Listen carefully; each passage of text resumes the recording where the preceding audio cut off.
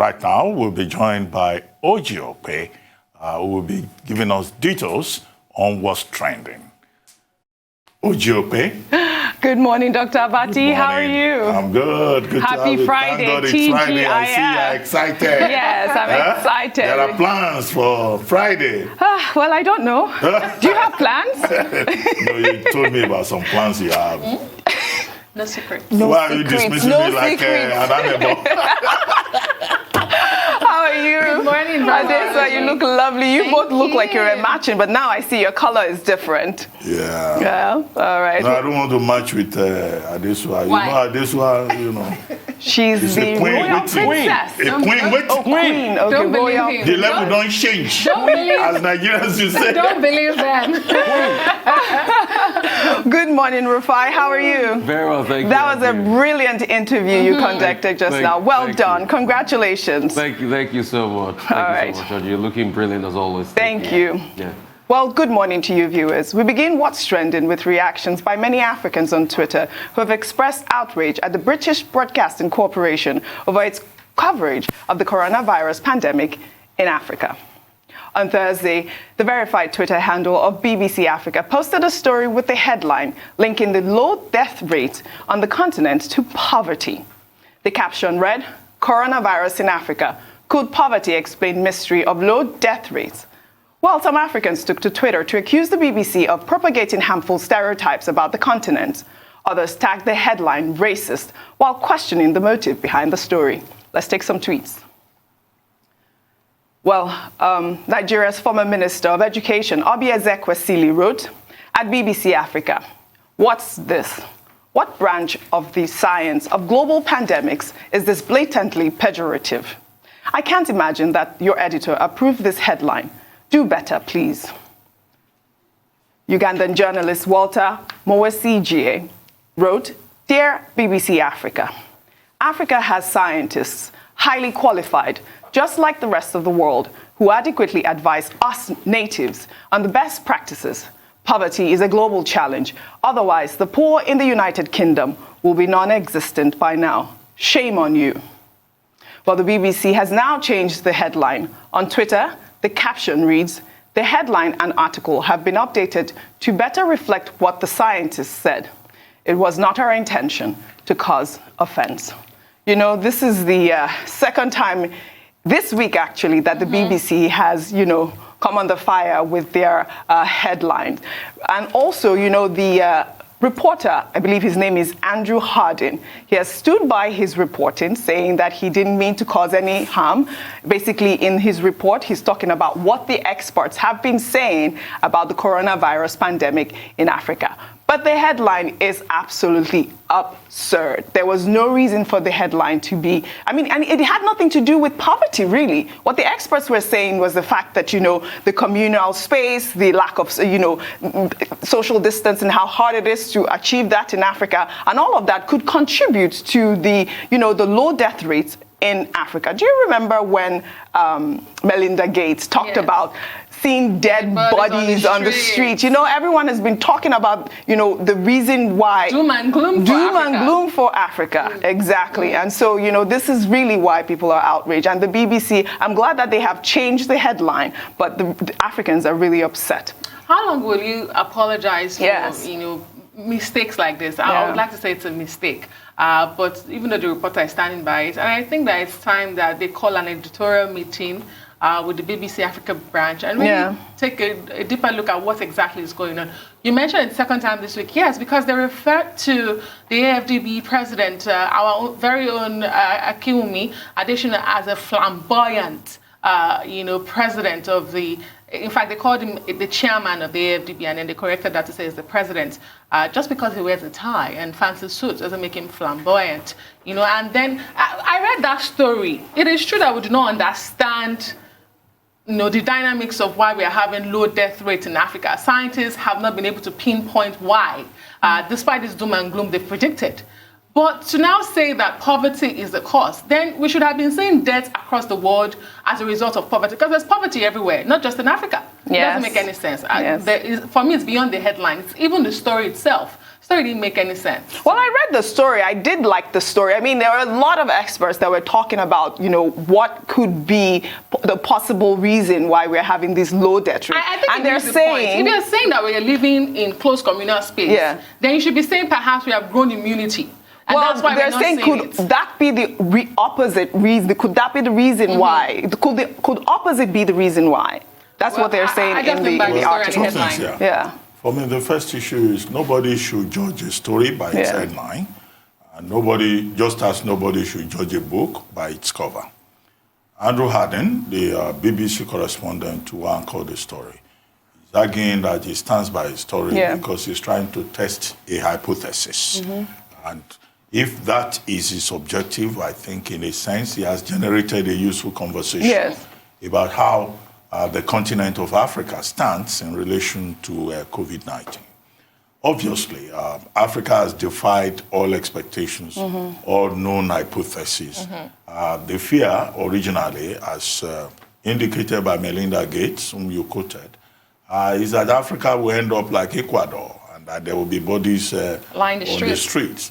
But even in spite of the infrastructural problems that we have, in spite of the leadership crisis that we have seen with regard to COVID-19 in places like Burundi and Tanzania, to cite two notorious examples, we see that compared to the rest of the world, the seroprevalence rate of COVID-19 in Africa remains relatively low in comparison, that is, with other parts of the world.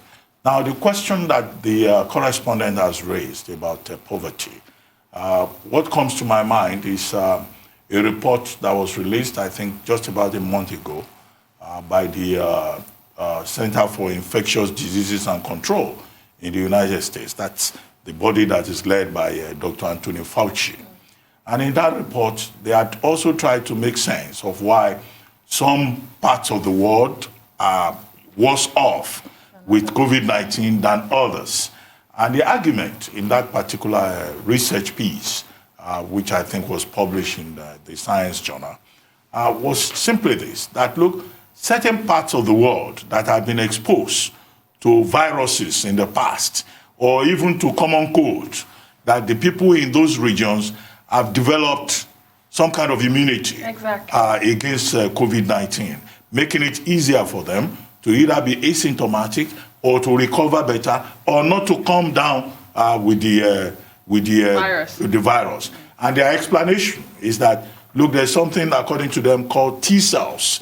And that T cell already, within the system, already has the memory of virus.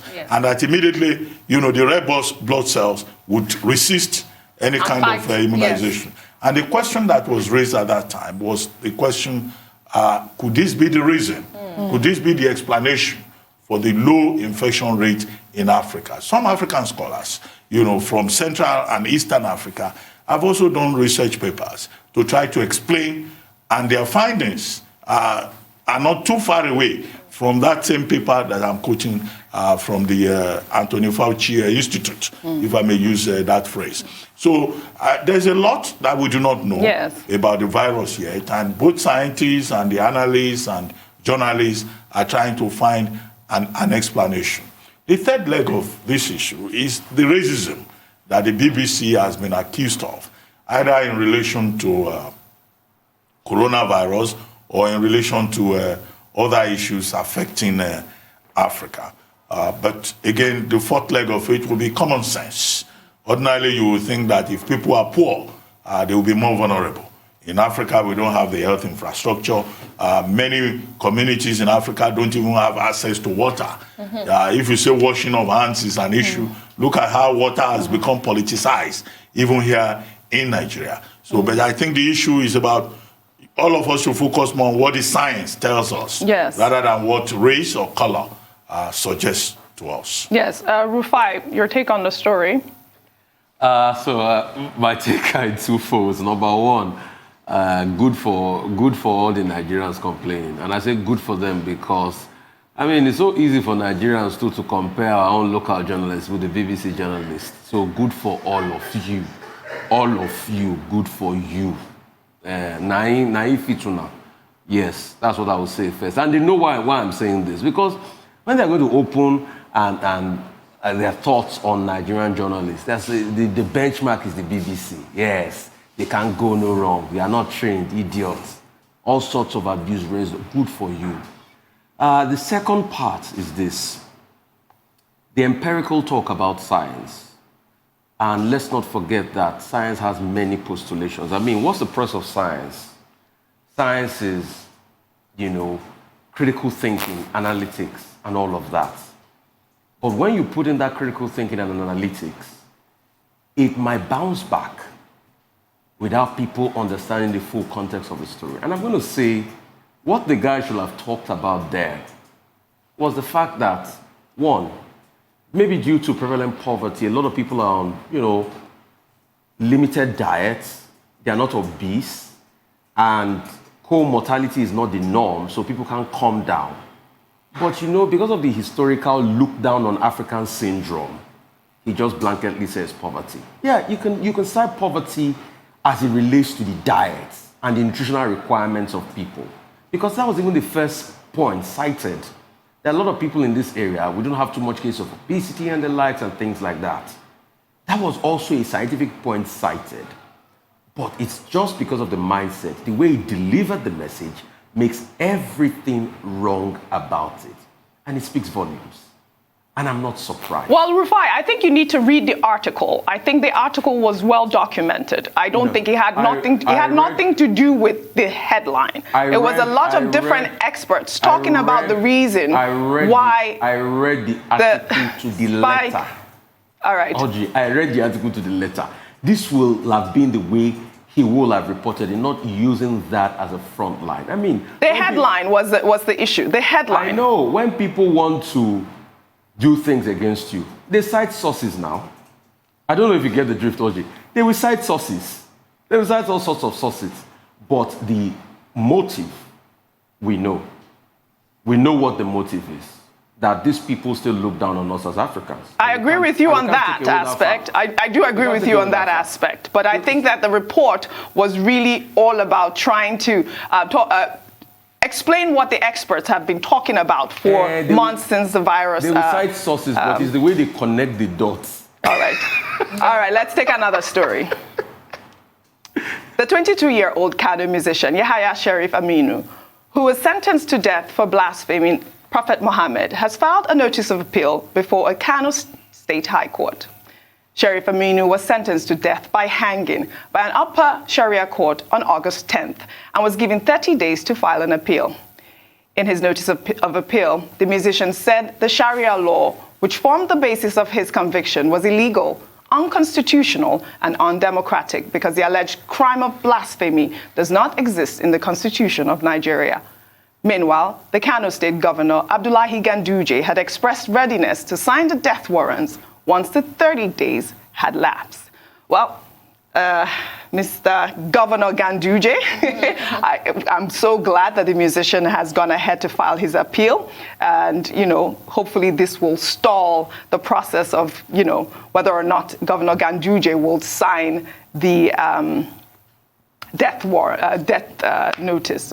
So, but, the issue really is the fact that he's filed the appeal and he's talking about the Nigerian constitution, whereby the Sharia law, as he is Muslim, as we all know he's Muslim, does have blasphemy in their laws. So what are your thoughts on that, Dr. Abati? Let me ask you, since you're well, two issues here. One, it's a big relief to hear that Sharif Aminu now has the opportunity to explore the judicial process to the very end, because we were told previously that he was not allowed access to his lawyers. So what this means is that that's no longer the situation.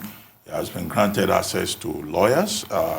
Olawale Alakmene is the name of his counsel. And I hope that Alakmene Esquire will take this case pro bono, considering the fundamental human rights implications of the matter. Secondly, Yes, the Sharia, it exists as a private orthodoxy within the legal system that operates in some states of the North. But if you are charged under it or you are convicted under it, you have recourse to secular courts. In this case, that is the appellate system within the regular Nigerian court system. And there are rights. Alakmene is right under the Constitution, which is the ground norm. So it's going to come from the angle of the provisions of the Constitution being superior to any other form of other legislation within the country. And he has done this, hopefully, not hopefully, certainly, within the 30 days appeal window that was granted by the Sharia court. The third issue that jumps out in this matter is the role of Governor Ganduje. I think that Governor Ganduje has been, his attitude with regard to this particular case has been one of a bloodthirsty governor. He was baying for blood like, a hungry dog when he came forward to say, oh, once the 30 days expire, he will quickly sign, the conviction by hanging. I don't think that, he spoke well in that regard. And I've not seen any statement anywhere indicating that he disowned that statement. You will have expected that a man like him, I think I understand he has a PhD, will probably have been more enlightened and will have spoken not from a primordial, narrow, sectarian perspective. He will have spoken more as an enlightened person. But now he no longer has that opportunity to sign that death sentence because an appeal is pending. And Sharif Aminu is entitled to the right to fair hearing. And the right to fair hearing under Section 36 of the Constitution, which is the basic law, means that, look, you have the right to even exhaust every possible opportunity to get justice and prove your innocence. Now, some people have even gone a step further. They've shown that, in fact, if anybody should be submitted to Sharia law, it should be Dr. Ganduje himself. And I've seen some cartoons. I've seen those. They've drawn cartoons amputating him, for one reason or the other, in terms of how his persona has played out within the public arena. I think other governors should exercise caution in situations like this. They should be seen to be protecting human rights, the interest of people, absolutely, rather than behaving in a bloodthirsty manner. Absolutely. Well said, Dr. Abati. Well, let's take another story. Let's take a look at this video of a young cadet at a training college who was assaulted by his instructor for an apparent misbehavior. In the video, the training instructor could be heard using the name of Jesus to discipline the cadet. Let's take a look. Receive sense in Jesus' name. Amen. Receive sense in Jesus' name. Remove your hand. Receive sense. If I see you smile inside this video. Receive sense in Jesus' name. No touch hand. Receive sense. Say amen. My friend. Amen. Say kabosh. Kabosh. Receive sense in Jesus' name. You want? Receive sense. Receive sense. You want to be a cadet, ba? Receive sense. Want to be a cadet? Want to be a cadet? Answer. True or yes? You want to be a cadet? You want to be a full kid? Remove your hand. See you need to cancel. You start again. Adesu, as a mother, I was so upset watching this video. I was really outraged by it. I mean, what is the meaning of this? You see, but those who have gone to military schools in this country, this is nothing new to them. They hear all these sort of things happening in disciplinary measures. But it is inhuman, we must say that. It is universally accepted that the greatest motivation in any workplace is proper care and welfare.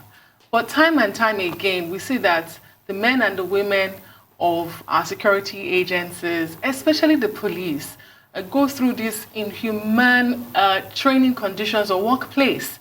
And then if you look at the training colleges across the country, I mean, they will just, prove this stance that I'm talking about. We saw that report a while back by a television station in this country.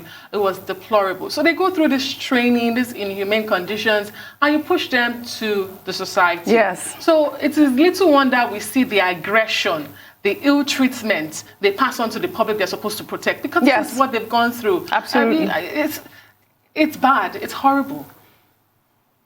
Dr. Abati. Take Rufai first. Okay, Rufai. You know, when I saw that, I wasn't surprised. I went to a federal government college. I went through worse than that. And it's become a norm in this country. I don't know why. I was beaten, I was assaulted, I was brutalized. Only to think of the fact that I was just in a boarding house for about a year or two. But I was brutalized badly. And when I see this, it just reminds me of all the pain and how I was beaten, most times for nothing. Oh, I'm sorry, Rufai. Sorry. It just reminds me of that. But it's sad. Really it's something horrible. we should stop. It's Absolutely. going on in secondary schools among seniors and juniors. It's pervasive. They beat the hell out of me for nothing. I don't know why. Well, you can wonder why these soldiers and policemen, you know, the way they treat others and right now. This is even small. This is even small based on what they do for some cadets officers. We should stop this. We should stop this, please. Well, quickly, it's difficult to make, definitive statements about this video because, one, we do not know which institution is involved. Is it the police? Is it the NDA? Is it civil defense? Is it... All we know is just that this is a cadet being maltreated. And then, of course, we don't know the context. I assume that every security agency has a training manual. Now, we've been told, the folklore is that in some of these institutions where cadets are trained before they become officers, that they are brutalized, that they are maltreated, and you have cases of people running away, either from the NDA or from other training schools. But whatever agency is involved here, whether it's NDLA or whatever, or civil defense, I think that they should take special notice of this, that, look, this looks to ordinary people like us. They call us bloody civilians. This looks like, brutalization, dehumanization. But of course, perhaps they will justify on the grounds that officers are trained to endure, for them to become officers. It's horrible. So, since we don't know the exact context, it's very difficult to... Why use the name of Jesus to start with? Receive sense in Jesus' name. Why? What is it? All right. Let's take another story. Let's take another story. A video of a pastor accusing the general overseer of the Citadel Global Community Church, Tunde Bakare, of double standards is now making rounds on social media. In the video, the pastor, Chris Okafor, said Tunde Bakare, who is also the convener of the Save Nigeria group, a coalition of pro-democracy group, has not been seen protesting against the state of the nation because of what he tends to gain from the government. Let's take a look. When Jonathan was the president, a pastor like Pastor Tunde Bakare, he will lead millions of Nigeria, save Nigerian soul. I'm surprised when Nigeria's soul need to be saved now, Tunde Bakare have not stood up to say save Nigerian soul. Why? Because of whatever they are benefiting from the government, they cannot be able to speak. Shame unto Pastor Tunde Bakare. Yes! Shame unto him. Yes! Shame unto him. Why? This is Christian fighting against Christian. What is the offense of Jonathan that this government have not done? Listen, Pastor Tunde Bakare with some other radicals, they will close Ojota. They say save Nigeria. Nigeria needs to be saved now than ever. Yes, sir. Amen. I'm not afraid of anybody. Not at all. I'm not. Listen. If we need to die for this gospel, I am ready to die. Hey! Dr. Abati, over to you, because Dr. Tunde Bakare, Pastor Tunde Bakare, everyone has been, applauding him for all his marvelous work. He's, been protesting and trying to bring, Nigeria in the limelight. And now we see this pastor, berating him in the manner that he just did. Well, you see, the pastor is a certain pastor called Pastor Chris Okafor. Yes. I think, everybody wants Nigeria to be saved. Yes. And it's a collective responsibility. My first comment is that I find it very odd that he's personalizing it, because to save Nigeria is a collective responsibility. It's not about one individual called Pastor Tunde Bakare. I see also an attempt at cheap populism on his part. That's Chris Okafor, the pastor. And that populism, I think, is entirely misplaced. Now, but he's not alone Yes. in this regard. If he has personal issues with Pastor Tunde Bakare, he should direct it to him straight away. The issues that affect all of us, there are issues, that all of us have a responsibility to worry about. The second point to be made is that he's not alone. I said that. There are some Nigerians who are saying, where is Wole Soyinka? Where is Pastor Tunde Bakare? Where is this person and that person? Are they removing themselves from the responsibility of saving Nigeria? Exactly. Wole Soyinka, for heaven's sake, is 86 years old. You still want him to go to Ojota? Pastor Bakare is 65. Where are the young people? If Pastor Chris Okafor wants people on the streets to save Nigeria or by any other method, there is, what's his name, Omoyele Sowore, who is organizing revolution now. There is Agba Jalingo, who has been talking. We should see a new generation of public-minded citizens. We can't rely on people who are already 86, who are already 65. He himself can lead a movement. Who will stop him from going to Ojota? So this kind of, personal attack, I don't think it's in order.